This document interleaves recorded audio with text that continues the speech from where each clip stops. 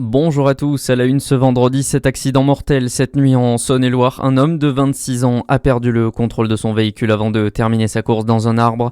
Le drame est survenu aux alentours de minuit au niveau de la commune de Gennelar.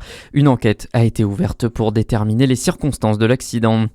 Rassemblement automobile et artifices interdits ce week-end en Côte d'Or. La préfecture a pris 2 arrêtés hier en marge d'un possible rassemblement non déclaré aujourd'hui dans le département. L'achat, la vente et le transport de feux d'artifice de catégorie F2 et F3 sont également interdits. Les 2 arrêtés sont en vigueur jusqu'à lundi. Nouvelle destination en perspective pour l'aéroport de Dole. Dès l'été prochain, l'offre s'élargit avec l'annonce d'une nouvelle liaison vers Ajaccio. En parallèle, 6 millions d'euros ont été investis dans la plateforme qui espère accueillir de nouvelles lignes dans les 2 prochaines années. Des destinations comme Nice, Bordeaux, Tunis, mais aussi l'Espagne et l'Italie sont à l'étude.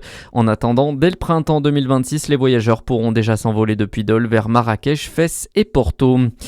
C'est une récompense pour toute une filière dans le Jura. Hier, le ministre de la Ruralité Michel Fournier était en déplacement aux Rousses et après Manon pour une visite consacrée au territoire de montagne.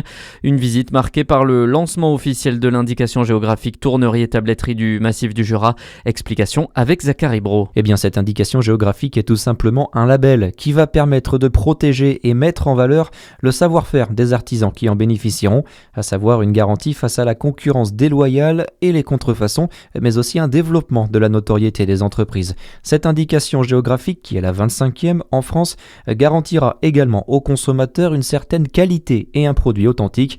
Les objets concernés sont notamment les pièces de jeu, les coffrets, le petit mobilier et les décorations en hêtre, buis ou épicéa. Le syndicat Creative Wood, à l'origine de ce processus, estime que 35 entreprises pourraient bénéficier de cette indication géographique. Et 8 entreprises au total ont déjà entamé des démarches pour obtenir l'indication géographique. 6 d'entre elles sont implantées dans le Jura, les 2 autres dans le Doubs. Dans le reste d'actualité, c'est fait. Sébastien Lecornu a déclenché son 3e 49.3 pour adopter sans vote le projet de loi de finances 2026. La France Insoumise a déjà confirmé le dépôt d'une motion de censure. Le Rassemblement national devrait lui aussi en déposer une. Des motions qui devraient être examinées dès lundi prochain. Les fédérations d'organismes complémentaires santé sont reçues aujourd'hui par les ministres de la Santé et des Comptes publics.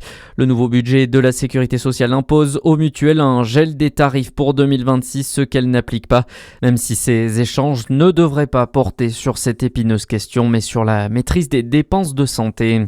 Et puis un mot de sport et de football. On joue ce soir la 19e journée de National. Le DFCO reçoit le Stade Briochin et en cas de victoire, les Dijonais à seulement 2 points du leader rouennais pourraient s'emparer de la première place du classement. Réponse ce soir, coup d'envoi à 19h30. Bonne journée sur Fréquence Plus.